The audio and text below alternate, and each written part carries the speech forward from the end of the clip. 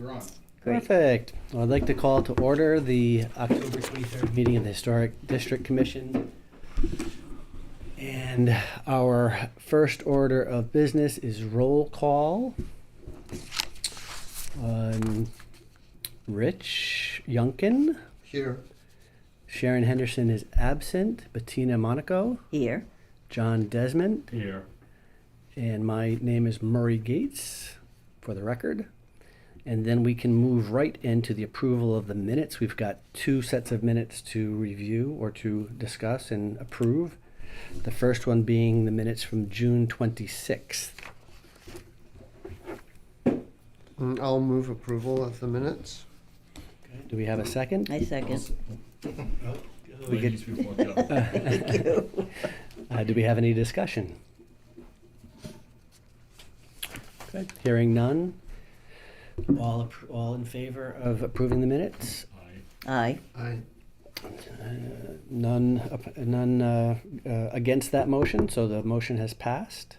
And that moves us on to the August 28th minutes. Same exercise. Move that they be. Okay, we've got a motion from John to approve the minutes. Do we have a second?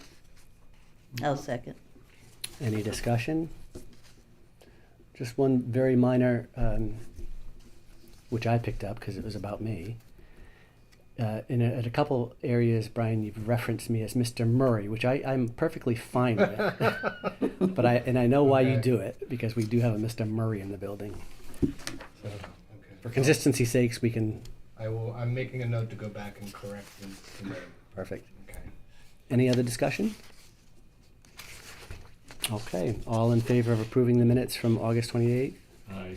Aye. Aye. With none opposed, the motion passes. And that moves us to correspondence and public comment.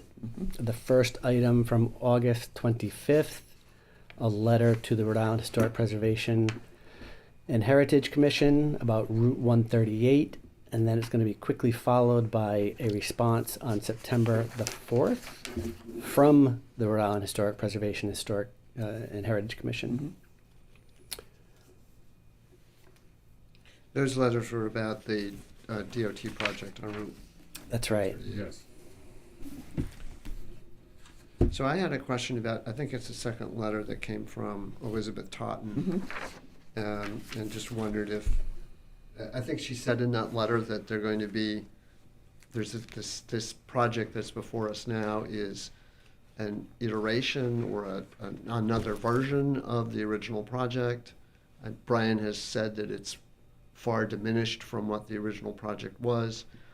So they're going to treat it as a new project and there'll be a 106 review of it. Have I got that correct? I think so. It did sound like there's going to be more review. And they'll let us know. I think that was really what I was after, was the very latest project. Had they reviewed it? What were their comments? And I think she was expressing that they hadn't reviewed it, they would review it, we would be included in, and they would be providing comments to us. That's the way I understood it. So, just for clarification. And we do have a discussion point under old business, specifically on Route 138, if we want Right. to get into it any deeper. Right. Anything else, questions as it relates to the letters at all? Okay, then let's go ahead and move to item E, which is elections. And usually we try to do this once a year and rotate as much as possible. Certainly if anybody feels really strongly about being an officer or an elected board officer, then please feel free to jump up.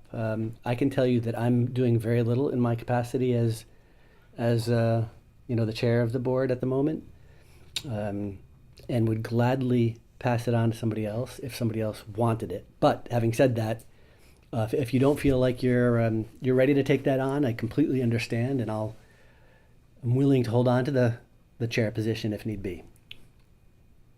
Good. Good. Okay. Okay, so do we want to defer this until how far down the road before we think we want to hold on to it for another year. Again, unless Brian needs me to do something like sign something, essentially what I'm doing in this role is coming in here and facilitating the meeting. That's it. Well, you're also working on the agendas from time to time with Brian. Sure. And you folks all have the ability to let me know if you want something on the agenda, and I'll certainly communicate that to Brian. You're Unless, sort of a clearinghouse too. Yeah. right. Well, I would like to make a motion that, to elect Murray Gates No, you want to make it official, huh? as the chair of the HDC for another year. And I second it. Okay, so we've got a first and a second. Any discussion on that? Mm-mm. Okay.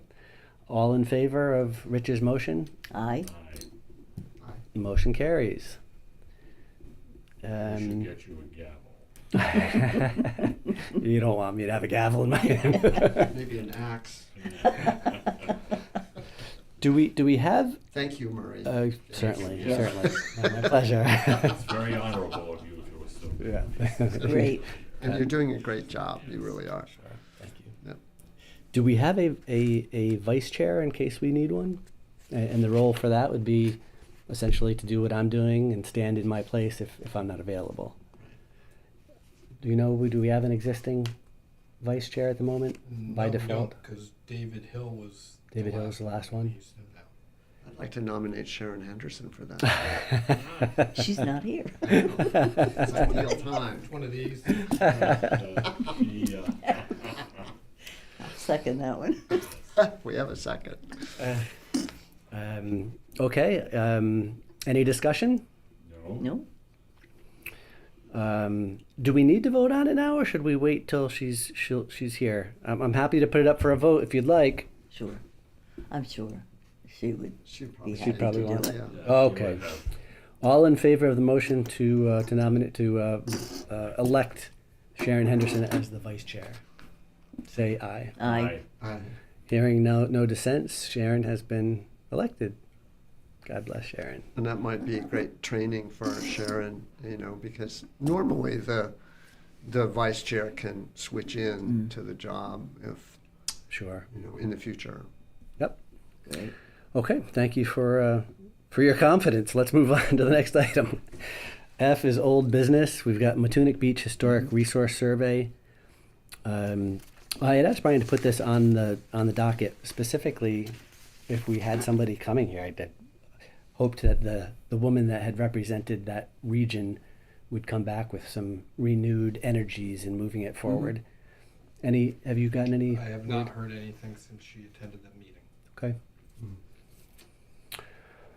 Anything folks wanted to, in the absence of having anybody in the community here to discuss that, does anybody else want to discuss anything on that I point? just recall what she had said, something about the idea of getting a group of like-minded people to meet at someone's house and have some member of this committee, or perhaps the whole committee, show up and help them explain how to go about making an application, either for individual buildings to be put on the register or for the particular district itself to be put on the register. That's what I recollect. I don't know Yes. if you folks have similar. I do also.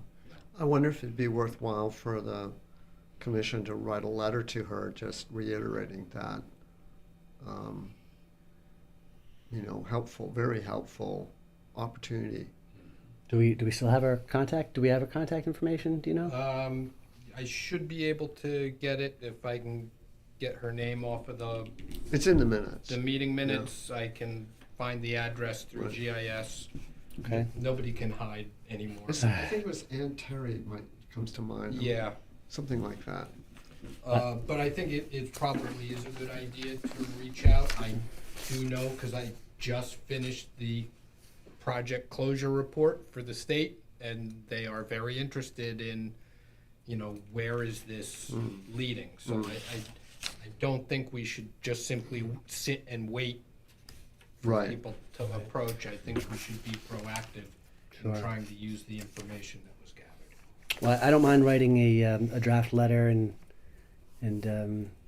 how do you want us to proceed with that? Do you want me to review it with you folks next month, or I think we should just go you ahead. can delegate, Yeah, or you can Brian- give I'm sure me Brian authority? has the- Yeah, just a couple of sentences. Okay. Thank you for coming to the meeting. Yeah. We're very interested in helping you pursue your interests in this field. Happy to do it. Yeah. Please don't hesitate to contact staff Mm. about future meetings or discussions.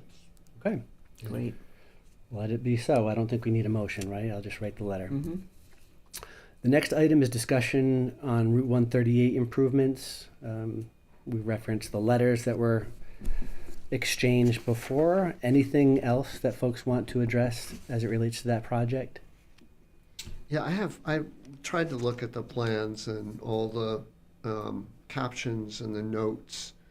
And I did Brian, you may be able to help out on this if you looked at them, but I thought it's a very simple project, as you've discussed in the past. It looks like a lot of what is going to be there is just going to be left alone. The sidewalks, et cetera, just seem to have that nomenclature on the plans that they were just going to retain it as it is. But there was one that I couldn't find. It's a note with letters PCR 29-3. PCR 29-3. I could not find what that was, and it had to do with the intersection of North Road and 138. It would be the northeast corner, where the apron, where the road comes around and there's an apron, and there's some sidewalk removal of, I'm not sure what. It's a very minor point, and I know that the KIA would be very interested in the treatment. I didn't go up to look at it, whether there's brick there or not. I know that most of the sidewalk from the Fairweather House up to that intersection is brick. And then it continues on the other side past the old fish house, the federal house with the monitor, toward Gil and Taglia's house. It's all brick. Mm-hmm. But whether or not that's a change out of the brick to concrete or whatever it is, I just don't know what it means. And they're gonna put up more signage. These detectable warning systems. I'm not quite sure what they are, but I think they have to do with the crosswalks. Some way to get across there safely. Don't they have sticks right now? I think they do. Yeah, they do. Yeah, and I 'Cause noticed. when we were there, we used them, and they were very effective. The cars stopped. I used. dusty. Wakefield trained them. Yeah, they have those colored sticks. I drove through there at night the other day and noticed that they had new signs up. They're crosswalk signs, like they put on 138 near Old Mountain Field. They're the flanking signs. They're yellow, and they have. You don't really notice them as much during the daytime. In nighttime, you really see them because they're fluorescent. They Right. illuminated by the car lights. So they really stood out at night. I think there's been some discussion in the community about how obtrusive they are, because they do really, as they're supposed to by design, catch the attention of people. Yeah. They stand out a lot, but also trying to cross that road Right. at the daytime, let alone the nighttime, is treacherous. Right. So I can understand why they need it. So in my mind's eye, those are some of the things that we can see, and I think what's interesting about it is that when you go up there and you look at things, you think, well, this has all been redone recently. And what are they going to do? How much more are they going to put onto it? Do they have to do any more than what's already been done? And that's sort of the question in my mind. It may be more of these traffic safety devices and whatnot, and that shows up in the town's letter that was sent to DOT. So probably down the road, thinking carefully about traffic safety and pedestrian safety and how you balance that out with the look of a historic district like Kingston. There's a balancing between the two items, and you could say, well, are there alternatives that are less obtrusive? And then on the other side, you could argue, well, we're talking about pedestrian Right. and vehicular safety, pedestrian safety more than anything else. Sure.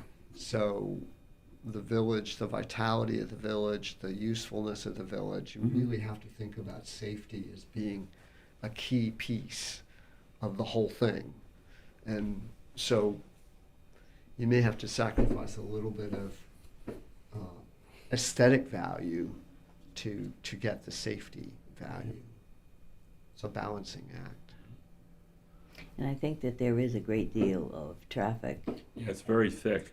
We were there Oh. last night, we went to something on campus, Yeah. and I thought, my God, where are they going? You know? Right, right. But it's a busy area versus when I was in school there, you know? It's very busy and Yeah. we want it to be livable, Yeah. right, and safe. So those are, as we move along, the reason why I wanted to have the Preservation Commission's viewpoint is that that's very important for us, I think, to be the base, you know, to be in sync with them, and that they'll be looking out for that balance as well, to help us tremendously Sure. looking at the project. And the town as well. And they'll have a direct communication with DOT on it. Right. There should be a staff person, I forgot his name. Michael Hebert was there at DOT as their historic preservation staff person, and he would have a direct communication with the people at the Preservation Commission on all of the DOT projects. He retired, and there's another person there now who has that same role. So they talk to each other, staff to staff, and work out a balance. That's what I'm expecting will happen. Right. On the timeline that we have here in terms of correspondence, Luke sent something with a number of recommendations or requests for consideration.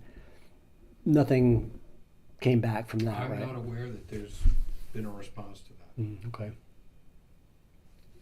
I will make a note to confirm that with Luke.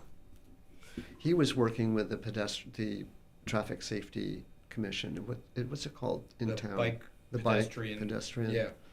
And that's Dorothy Hill, and she's the chair of that. So, and a resident of Kingston. Right. So I'm sort of hoping that that balancing will come out through that too. And Ken Burke has been active with that for a long time, and he, Right. of course, is in the projects division at URI. Right. He's got another interest.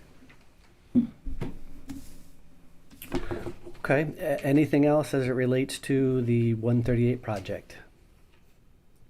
No. Okay. The next item is the discussion of stone walls. We talked about this last time we met, and we have a draft proposal which was cobbled together. You got that? Cobbled together? From 3 different other jurisdictions in the state of Rhode Island that have some type of stone wall ordinance. And the question is do we like what they have? Do we want to add anything else? There were a few points that I highlighted for consideration in the draft documentation. And I don't know if you had a chance to look at them or if you had any thoughts about how we kind of put this over the... well, I think our next step would be to introduce it to either the town council or to the planning board, because it was the planning board that expressed interest in it. Well, I think for me, the next step would be the planning board. And have that, because your thought on that was good, to have them carry it forward.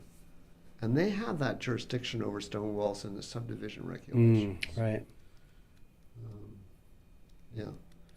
So, I mean, we could, I suppose, put it in front of them with questions that we have, right? It doesn't necessarily have to be a document that we say, here's our final recommendation, but we can say, here's our recommendation with some open questions, please consider them. Absolutely. Get some feedback from the planning board at a work session. Yeah. And go back and retackle some of the issues that you're unsure about. Nothing wrong with that. Good idea. What do you recommend for us trying to get on their agenda? I know it took us a long time last time we tried to do that. So right now, the biggest thing that they are tackling, because this would be a work session agenda item. Okay. First and foremost, they need to wrap up Old Tower Hill Road, and I think that's gonna be the major thing on the next work session agenda, because the goal has been to pass it out of the planning board back to the council before the end of the year. So we would like to stay on that timetable. I would expect, you know, if you were looking at January or February to get something to the Sure. planning board, that would be Okay. reasonable. So work session is the first meeting of the month, so second Tuesday, barring Monday holidays. Okay. So I guess what I can volunteer to do is to take what we have already and create something that's easily digestible for them. Just package it a little bit differently, and then present it to you at our next meeting. Great. I think that's great. So I did have a question about it. As I read it,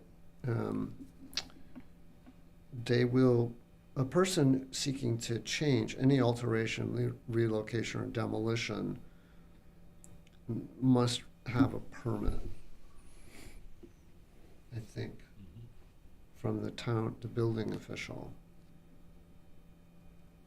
So, this is something. For demolition, Richard? Yeah, I think. Yes. Yeah, I'm trying to read this on my phone, I'm sorry.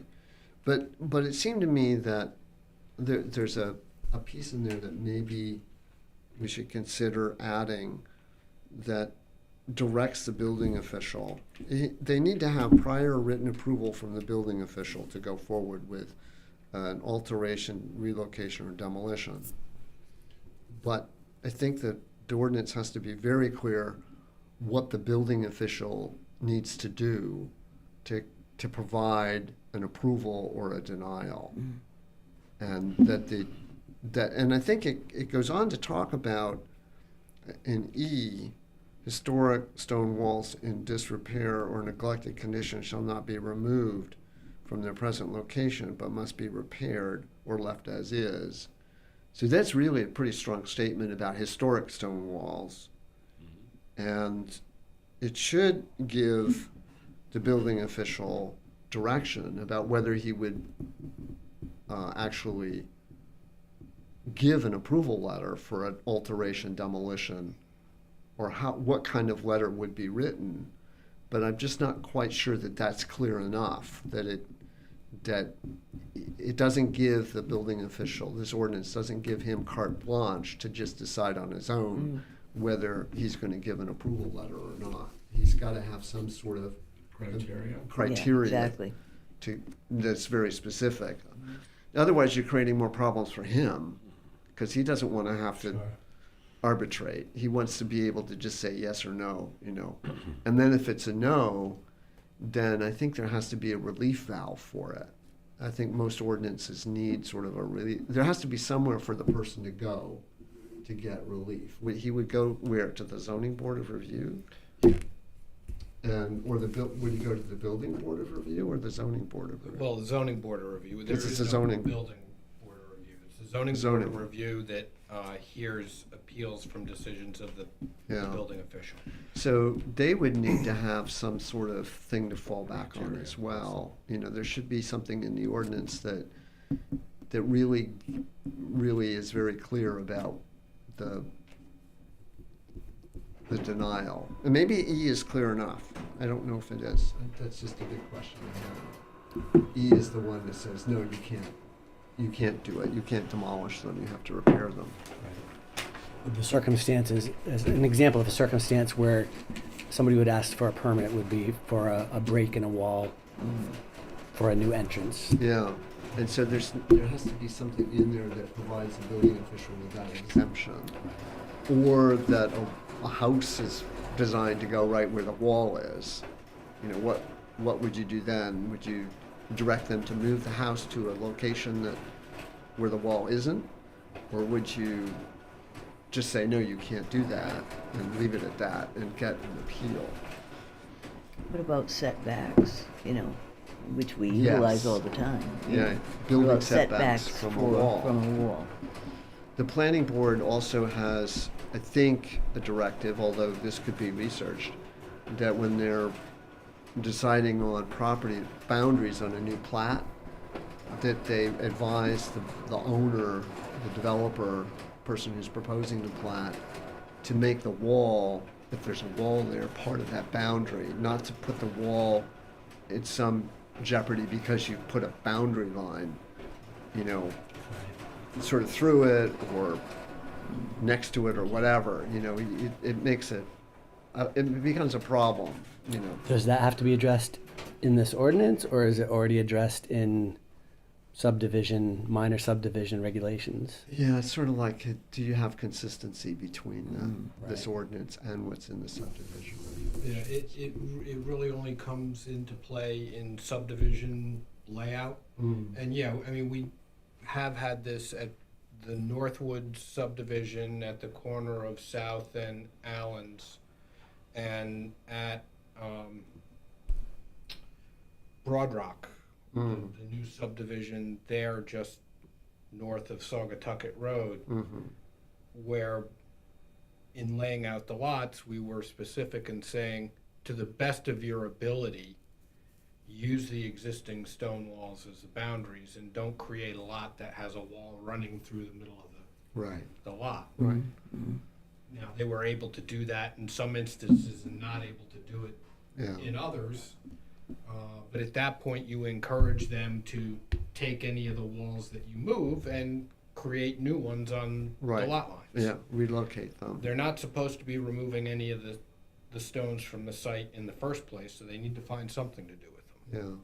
So it's that consistency that you want to, so that you don't have this weird thing happening with the building official and what he's doing with these walls, and inconsistency with the subdivision regulations, or the flexibility that may be inherent there with the subdivision regulations.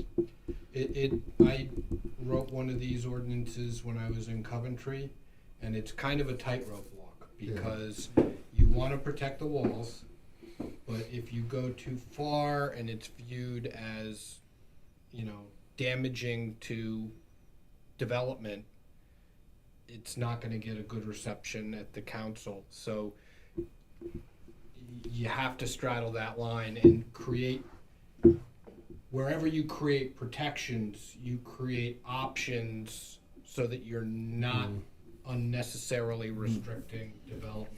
You don't give them away. You need to have Right. this built-in sort of way to make it work. Right. You're gonna need to put roads through walls, so people are gonna need to create openings. Right. So what do you do with the stones? And, you know, once you go through the wall, do you then create lots based on the walls? Right. You just sort of create a structure where it's clear that you just can't come onto a piece of property, scoop up the rocks. And Right, right. So the combination of the two ordinances should work together, the subdivision regs and the, Right. and there should be this sort of adaptive kind of use thing going in there about the walls and how they can be worked with, rather than just a prohibition, flat prohibition. Right.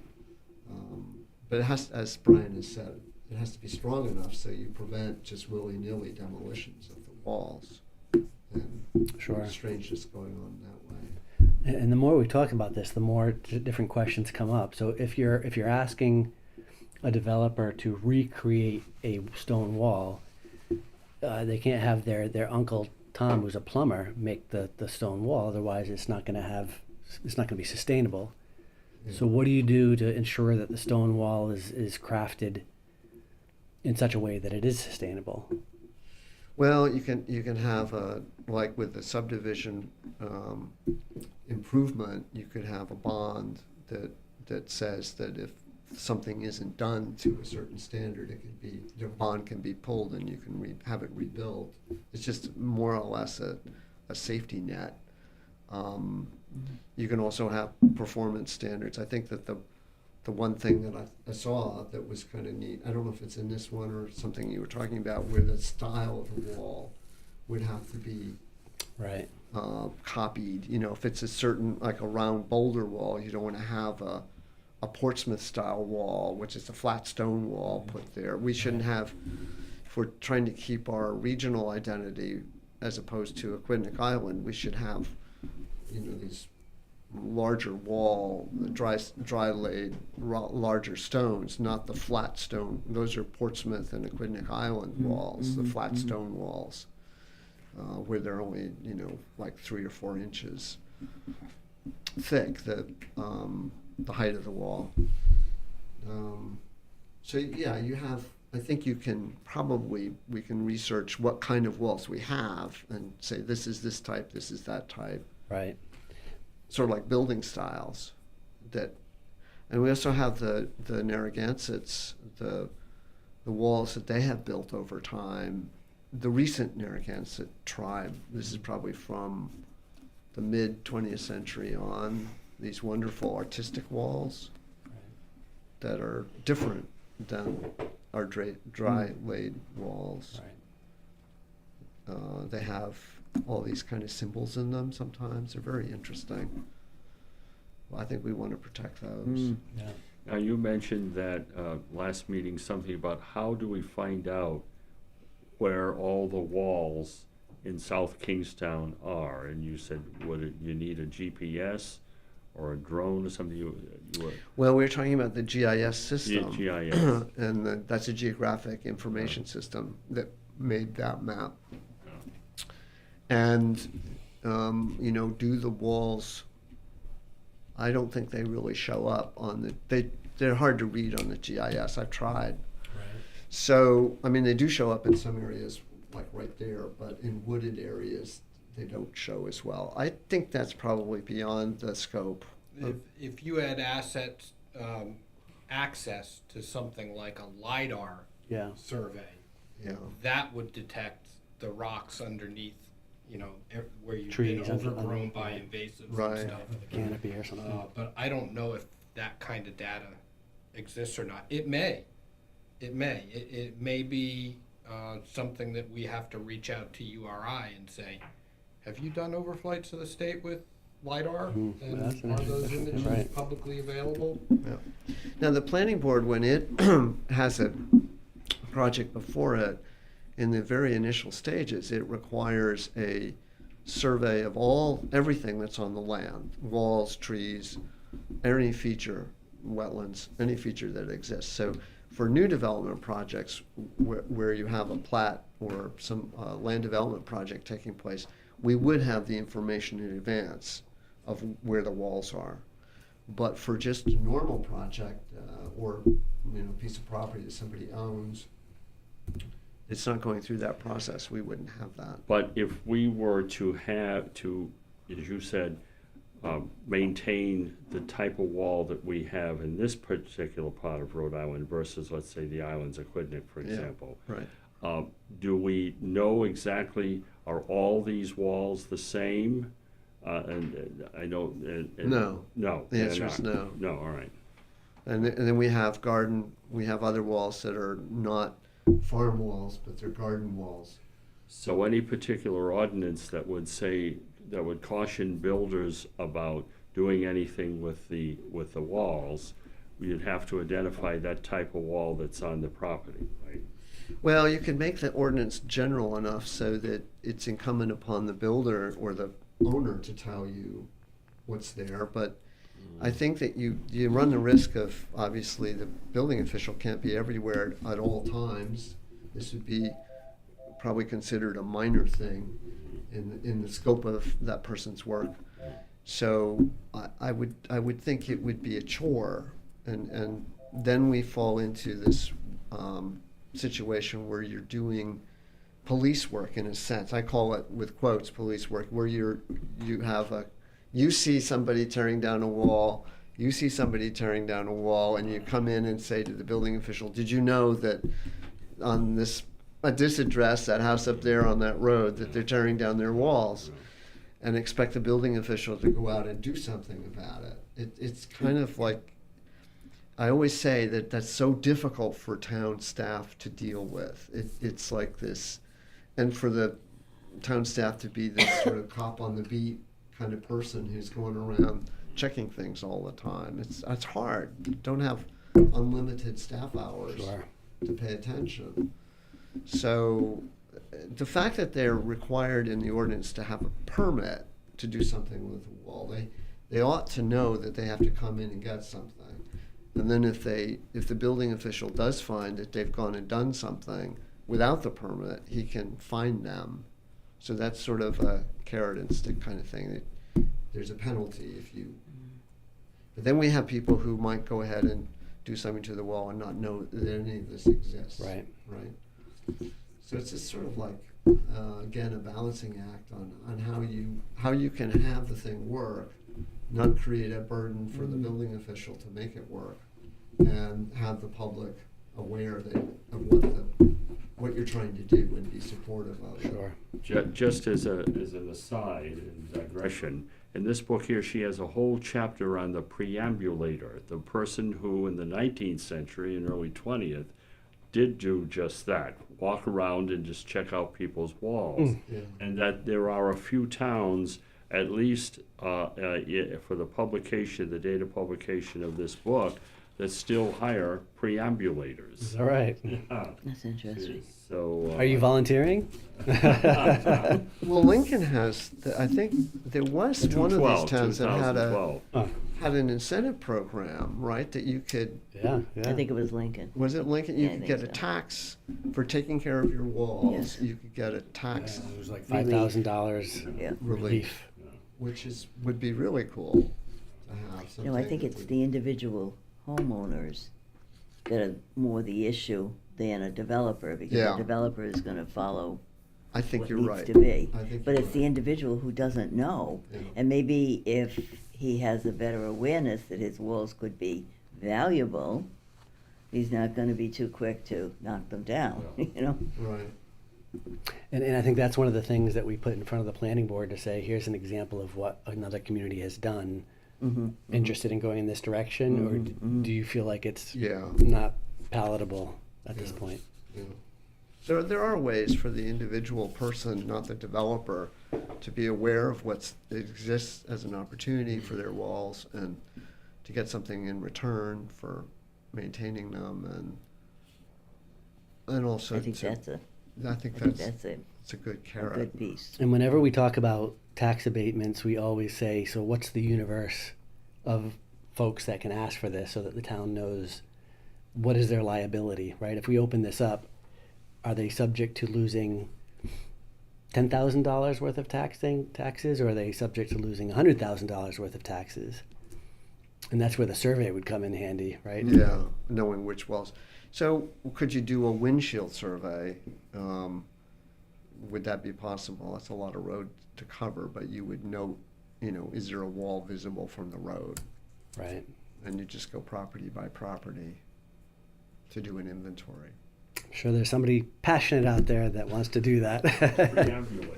Yeah, preambulator. It's a volunteer. Yeah, yeah. You know? Well, it sounds like we've got a few more months before we have to put this in front of the planning board. So, like I said, I'll put something That's good. together that's a little great. bit more of a refinement, and we can continue refining it. Right. Good. Anything else before we move on to the next item?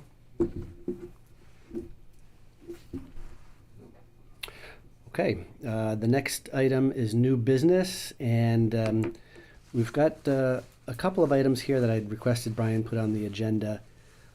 The Grow Smart Main Street presentation, which I was not able to attend. Unfortunately, it sounded like a really good opportunity. But I was really looking to understand within the town what the ideas are about how Main Street America could,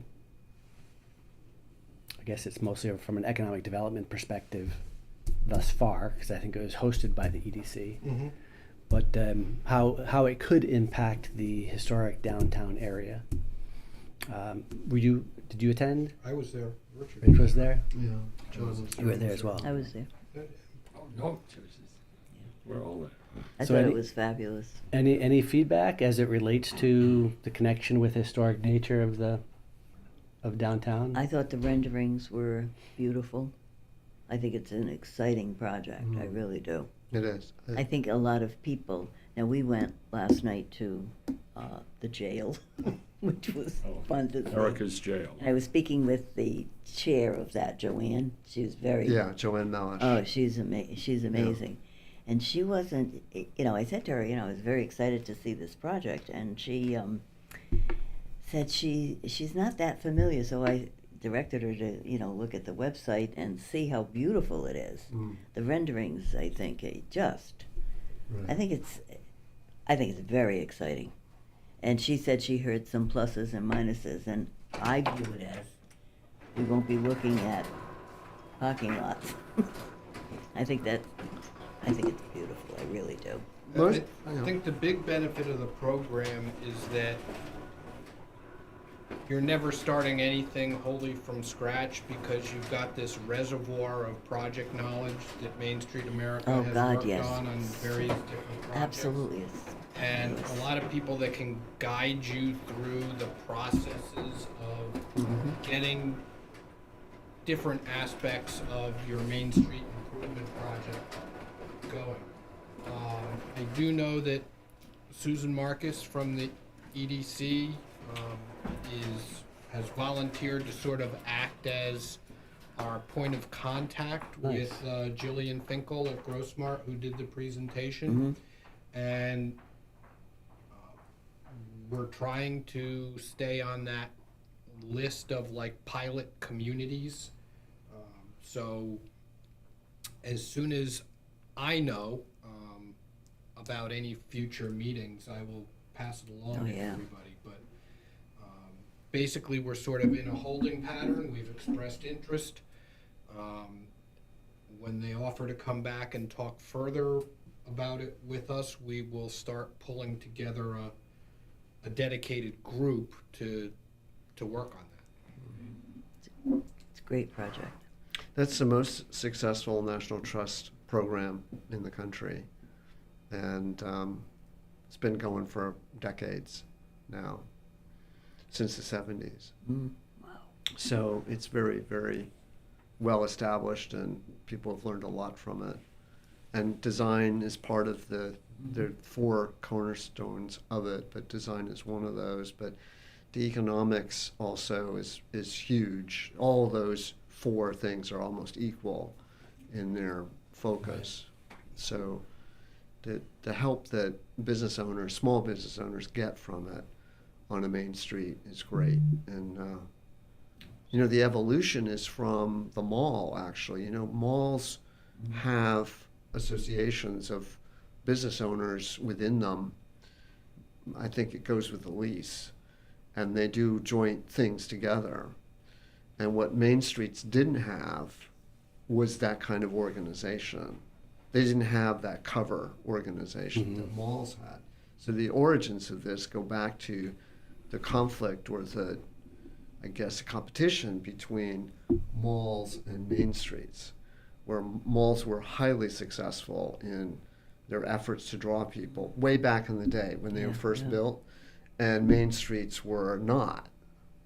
And the malls flourished for various reasons. A lot of it had to do with convenience, but also this joint marketing, whereas Main Streets, the individual shop owner was competing with that mega umbrella of a mall with all of their joint marketing and their money that they had for joint marketing. So Main Street program comes in and says, well, we can do that. We can have the same umbrella, and even better for our Main Street people to compete with the mall. And sure enough, guess what happens? Is that Main Streets become far more popular than the strip mall. Oh, And, God, yes. And that's the result, really, I think a lot of people would say, that's a result of the National Main Street program.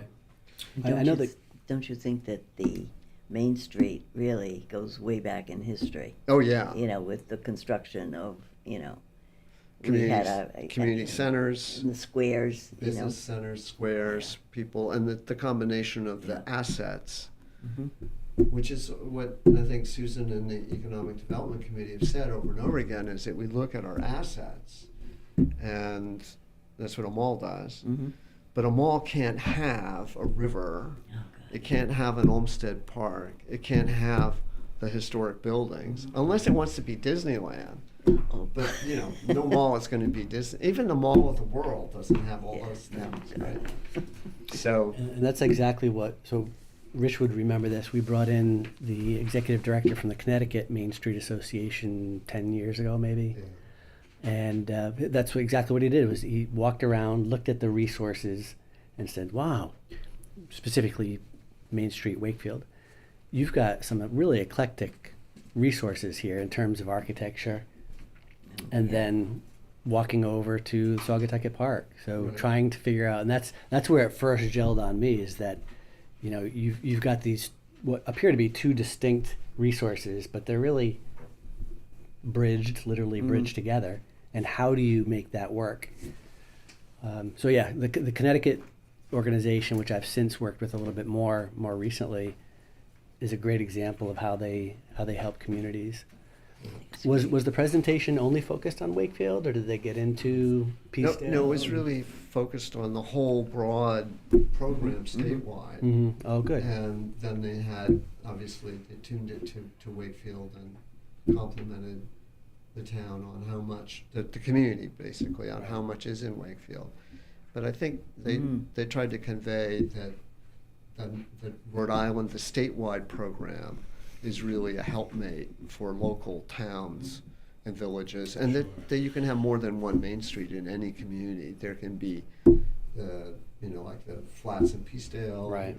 Some people spoke Oh, about yeah. that. Love Peacedale. And I mean, it has great potential. yeah, it's great Peacedale, I think. potential, and there are smaller places too, our villages. You think about, well, is there a Main Street in Kingston, or is there a Main Street in Muscatog, or is there a Main Street in Matunic, or Snug Harbor, whatever. So you have sort of that this thing in the going on underneath everything else. But certainly Main Street Wakefield is considered to be the primary Main Sure, Street. sure. And there are so many positives about it. The width of the street, the way the street turns, it's really, Yeah, I mean, when you compare it to East Greenwich, yeah. when Main Street in East Greenwich is so in traffic, and it's really, it's Yeah. difficult now. Yeah, the Wickford, I think, is our major competitor in South County, and Brown Street in Wickford. Mm-hmm. But I think for me, the idea that you could get the property owners together around one thing that would draw them, as a community of Right. business owners and property owners. Sure. That's what I think. And then you have our cultural assets too that are interspersed Mhm. within that. Right. Beautiful. Yeah. All right. Well, sounds like something, Brian, you'll keep us updated as. Yep, we'll definitely keep you updated on where that heads. Awesome. Great. The next item that I asked Brian to put on here was the HDC postcard. So it was probably about a year ago that the postcards went out, and I think the intent was that we wanted to send out postcards to the property owners in the Kingston Historic District on a yearly basis, essentially as a reminder. Oh, looks like what we got here, a reminder of that they're part of a very special resource, and there are certain things that come with being in Thank you. that resource, being in that community. So So you're thinking about mailing them out again? yeah, I think that's what we had talked about. Do we want to? I wanted to put it in front of the board to say, do we go ahead and request for funding to ship another series out?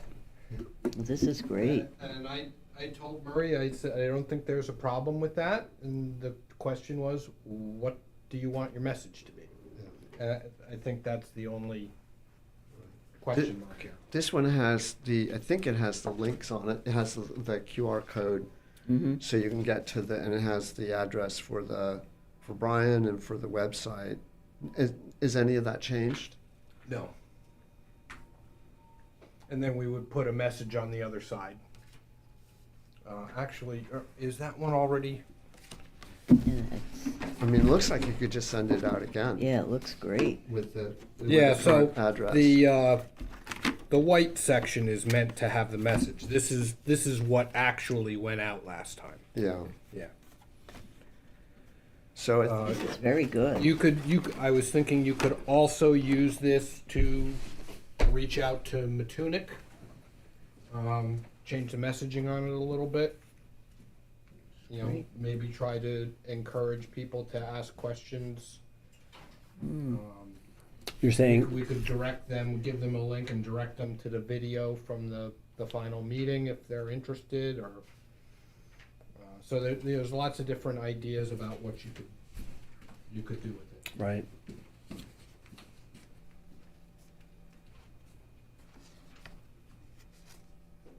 Did you get any feedback when this was sent out? No, I didn't. It was like zip crickets. You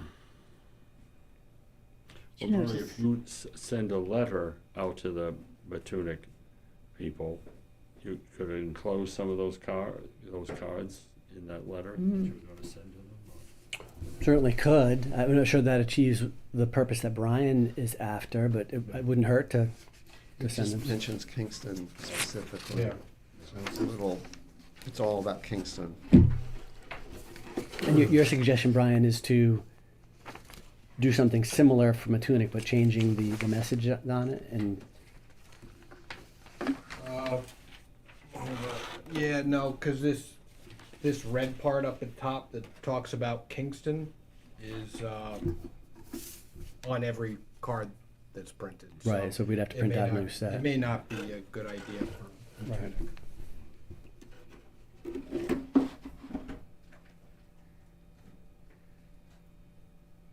Well, I think it could be sent out again just as it is. You know, We can do that. without any change. And you've got a lot of cards, more than 32 cards or 45 cards or whatever Yeah. you need. So seems like an easy peasy thing to do. So it would go strictly to the historic districts and registered historic homes as well. It goes to everybody in the Kingston Historic District is what we did last You time. know, So Okay. it's just a zoning district. So it could be an address in Virginia, right, for somebody that owns a house in the historic district. Yeah. Yeah. Yeah, this is great. Okay, so we're all good for resending as is to the same group. Yeah. Yep. I mean, the other option is, you could point people to work that's been done in the district. The seminary house that was restored, they've done a lot of improvement work on the Art Association building, Tavern Hall Club. the Tavern Hall Club. You know, we appreciate people that are putting in the effort to maintain their historic structures. So if you have ideas on what you want to say, let me know. Because that sentence, this is where you'd stick it in. Instead of saying the authentic historic character that historic districts preserve, attract tourism that helps to support our local South Kingston. Instead of that sentence, you could put in, sort of, we congratulate, these people on what they've done with their properties. And, we look forward to more successful projects. Right. Yeah. All of the projects we've reviewed have been successful, basically, in the last year and a half, 2 years. With one on South Road in particular, I'm not sure I'd call that one successful. Well, the new house. The new house. Well, anyway, it's sold a couple times. It's been good for the owners. Unfortunately, I think the poor owner was victimized by some contractors on that deal. I can't say that it was a result of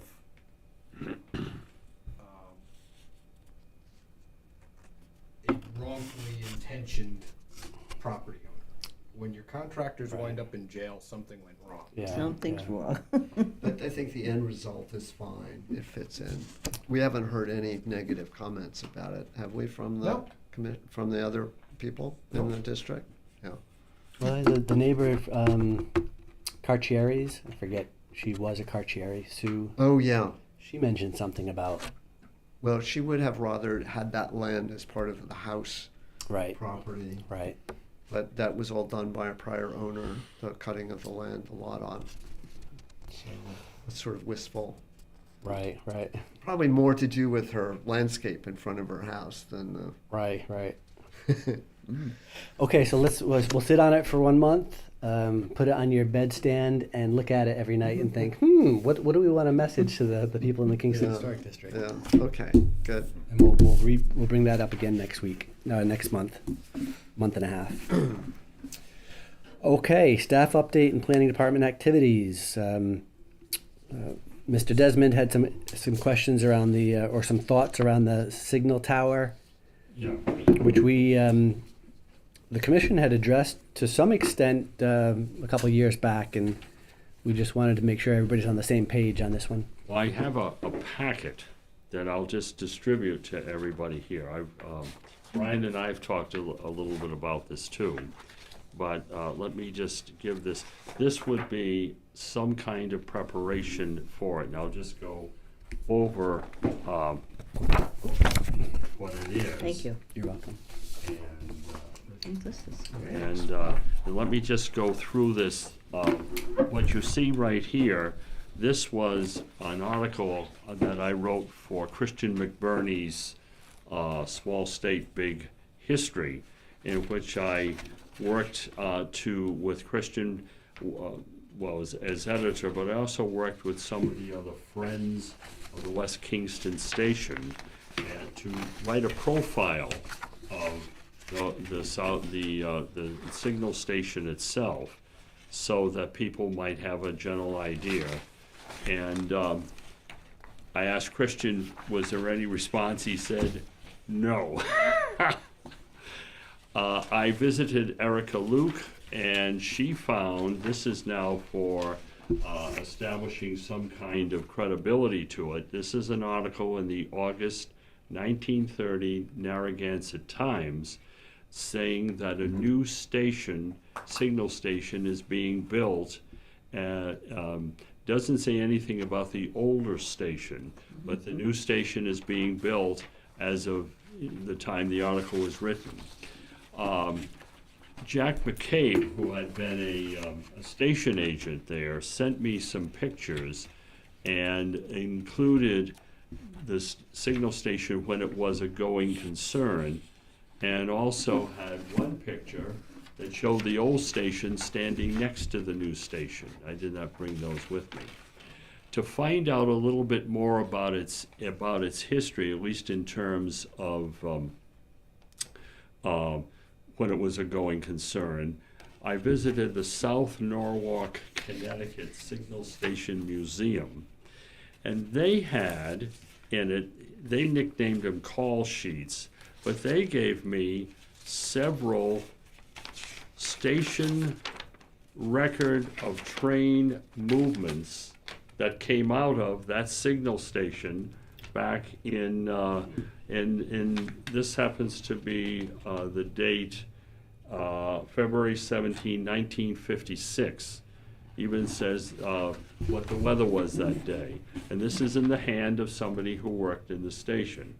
I've asked Jack McCabe if he could locate anybody he could remember who might have worked at that station when he was there. He said, well, I don't go back into the 50s, but he said, I'll see if I can hunt something else.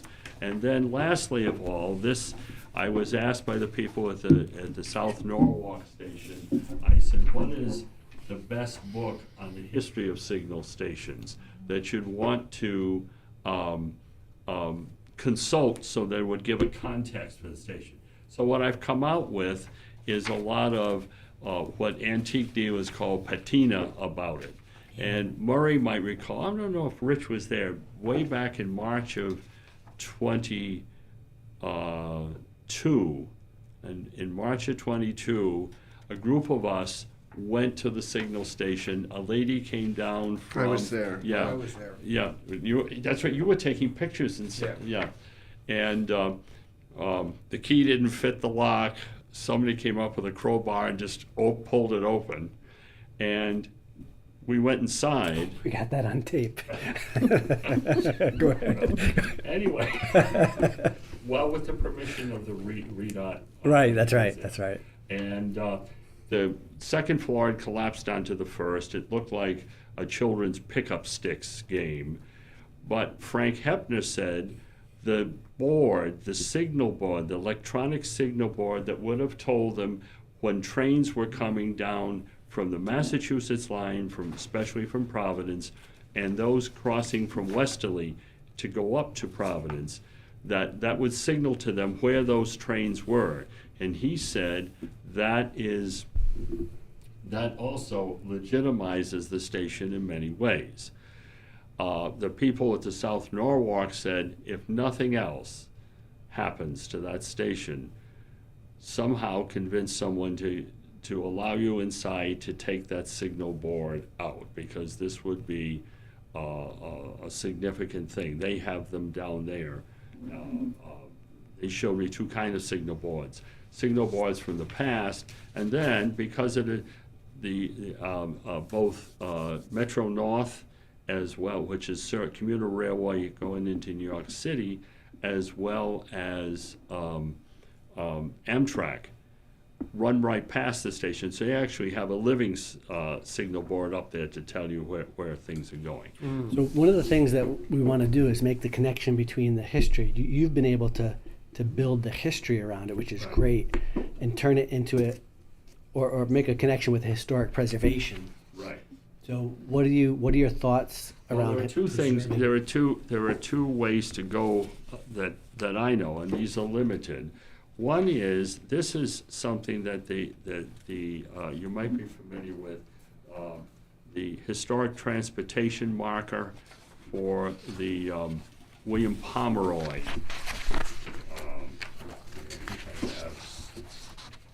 Railroad signal towers. Actually, this is what it is. I Xeroxed this, and it talks about, I think it's in the packet, the eligibility for making one of these markers. These markers are essentially a grant. If you fill out an application, if they agree to it, and they're very big sticklers about how you can determine when this building was erected. We have the photographs, and what did it do? You could get, this would be a free marker, so you get a grant.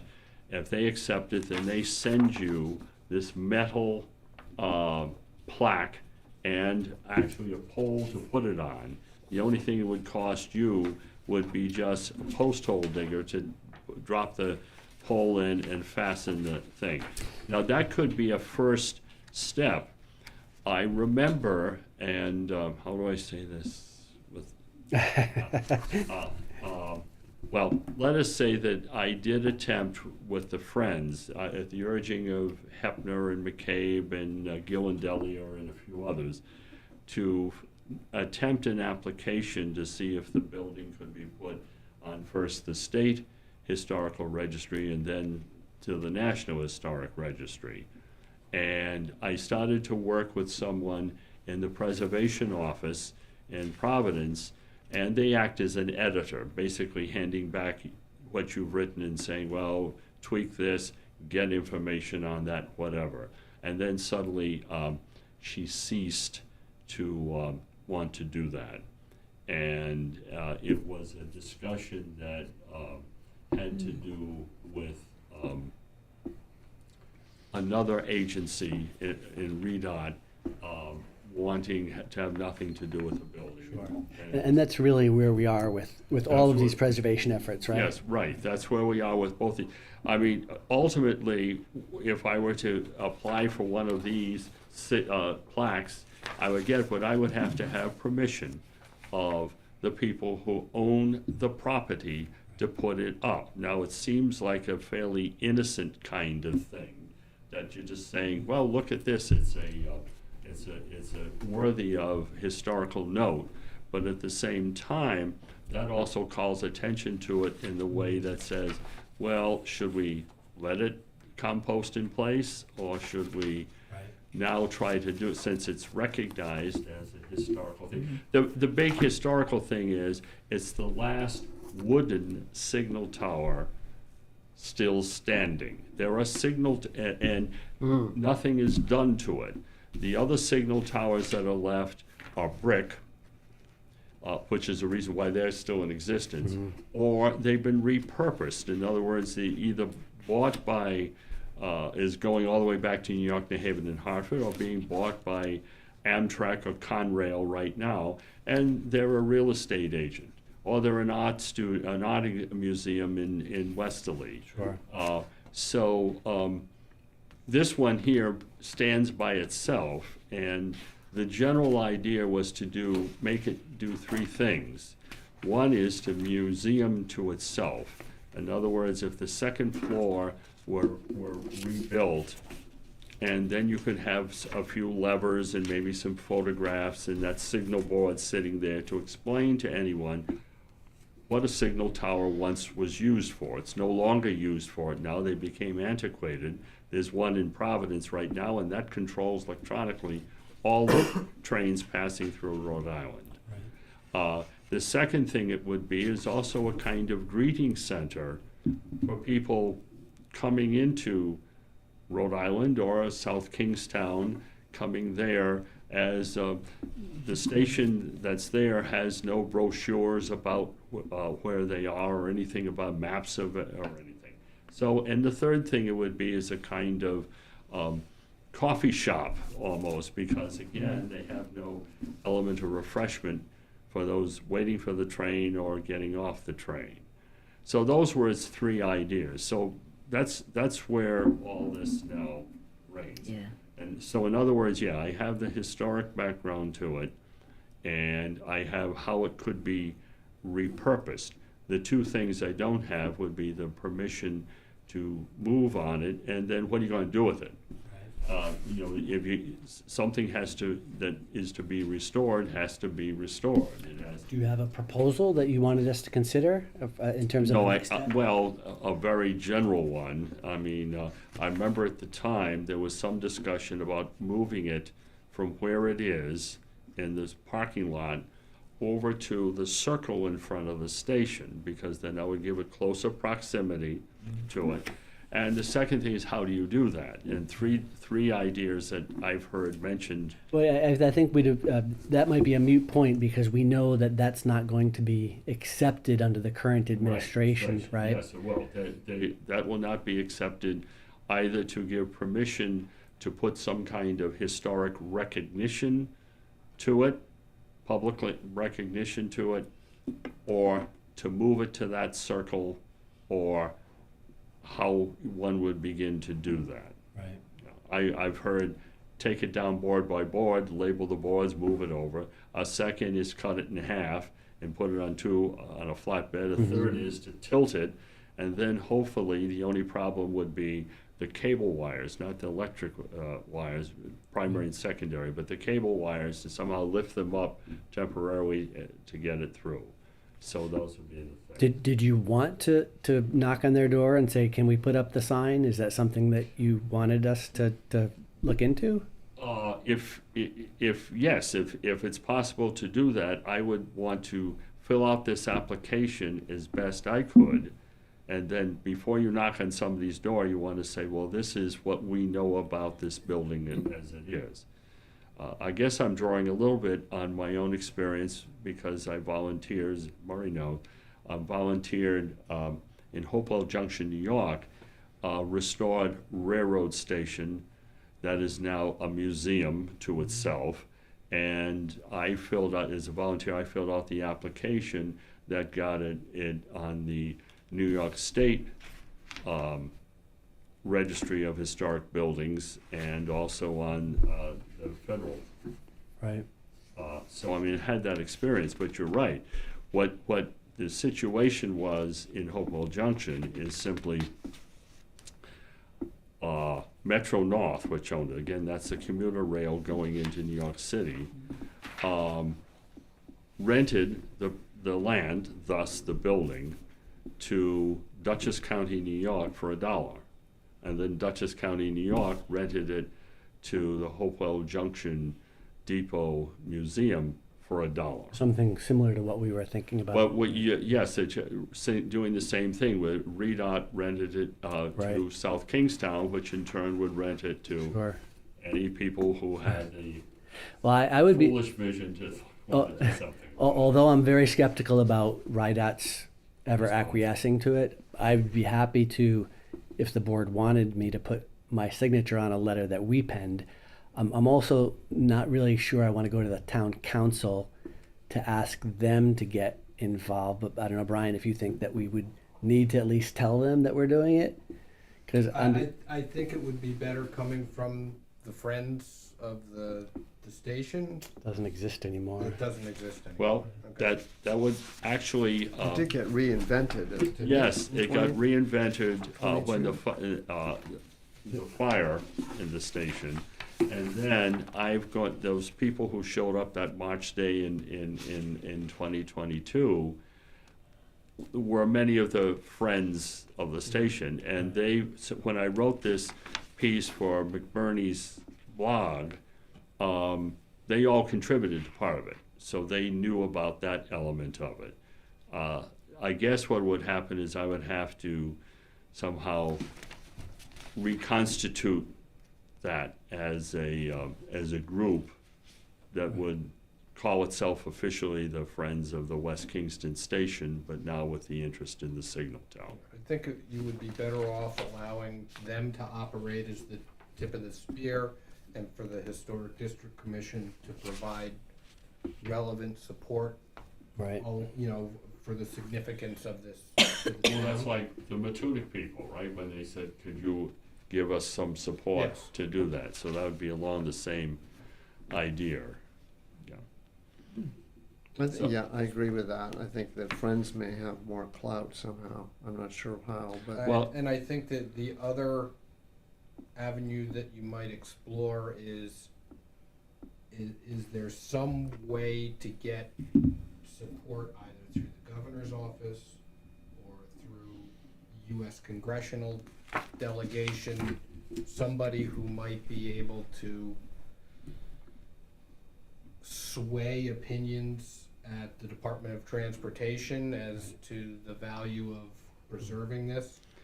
Well, that onus, in a sense, would be on me, first of all, to constitute the Friends, but also second, to approach.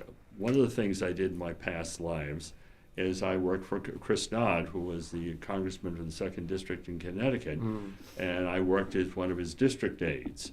So You know that. yeah, Shtick. right, yeah, I know how you could approach, usually the head of the district office is the one you go to and say, oh, could I, somehow contact the congressman or the office and things of that sort. Start with the at the state legislature as well as at the national House of Representatives, and then you can go to the state Senate and the state.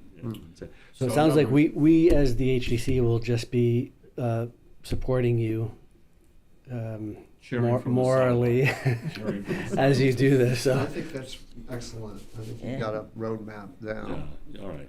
Yeah. there's a lot of, Then I would make this presentation. I think I'd also try to make that presentation a point to take some of these photographs that I've gotten that I mentioned to you and make some kind of a slideshow. Right. And then more, McBurney says make 100,000 of, the article I wrote for him. He said, I don't care. He said, how many times you distribute it and hand it out. So, Right, that sounds good.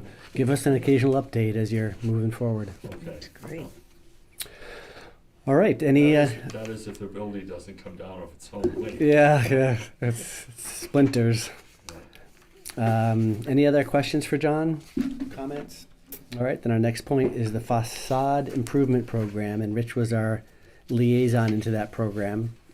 I didn't know if there was any ongoing feedback on the facade program as to how it's going.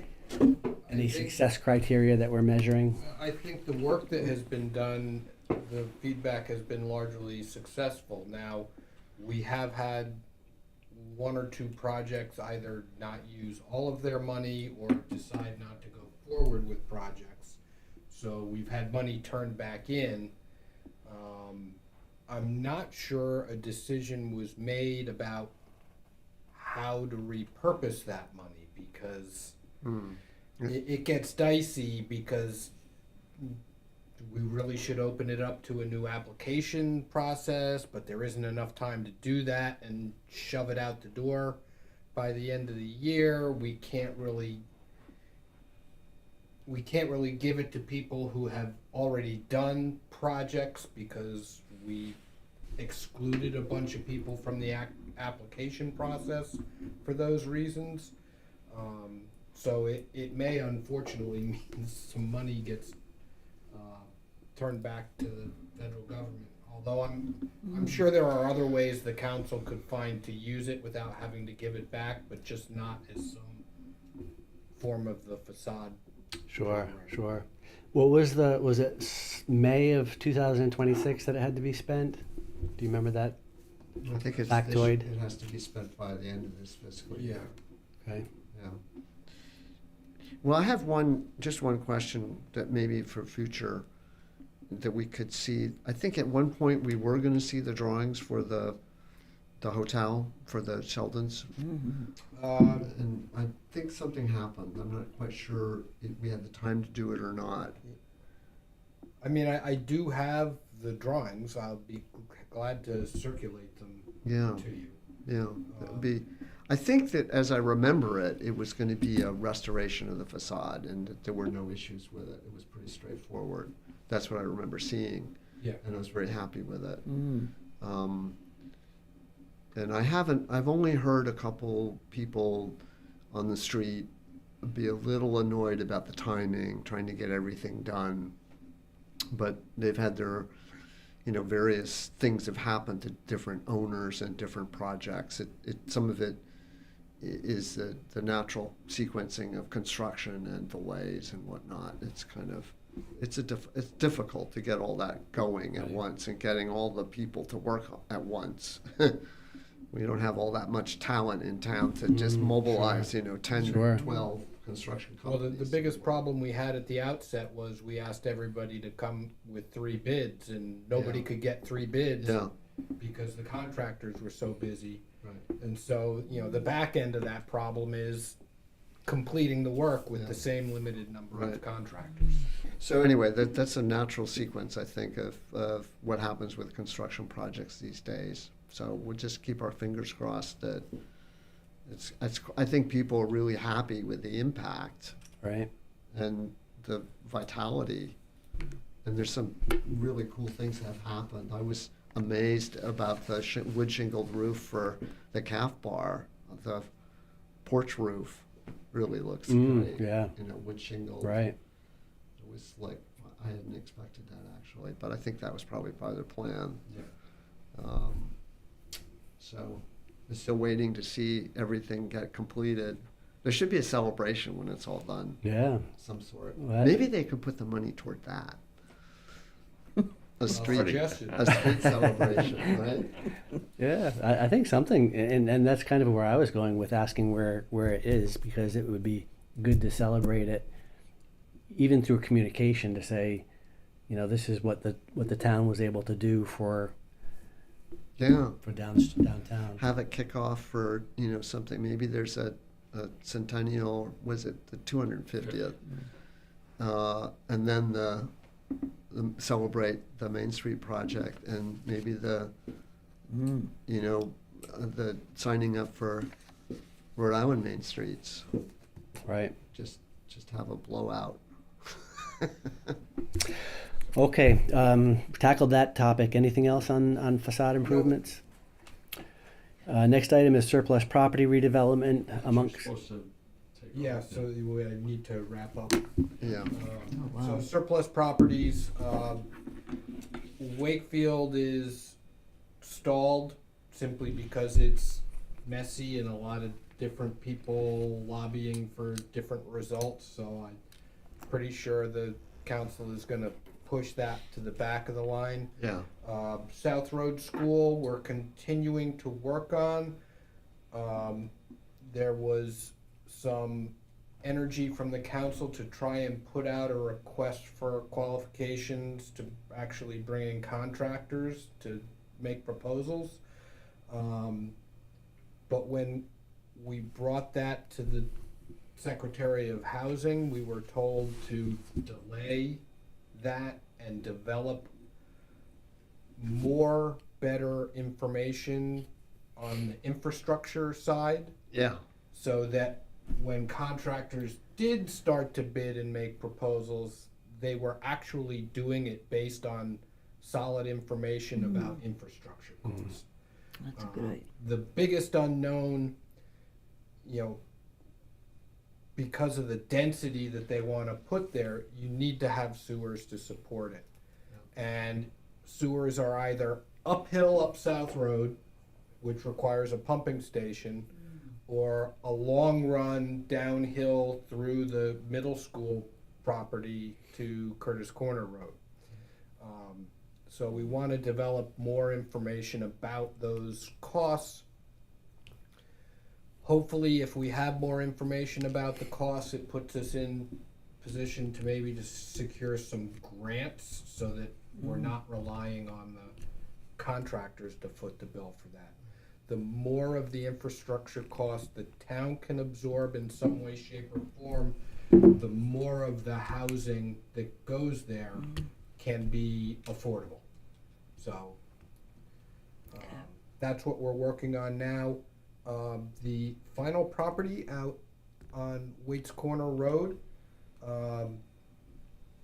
I have heard that the town has interest in subdividing that quickly so that we can do something with the existing farmhouse before it starts falling down. They are very interested in trying to find somebody who will work on it and preserve it, which would basically mean, you know, a very low sales price on the property in return for a promise to do restoration work on the structure. You know about the Preserve Rhode Island's curatorship program where they did a similar thing with a farmhouse in Lincoln, I think it is. And it's really kind of cool. So, yeah, go to the website. Okay. Before she retired, Val Talmadge was very interested in the property. I told her about it, Yeah. and she expressed a lot of interest in supporting it. She might be available as a consultant now because she retired from that position. Right.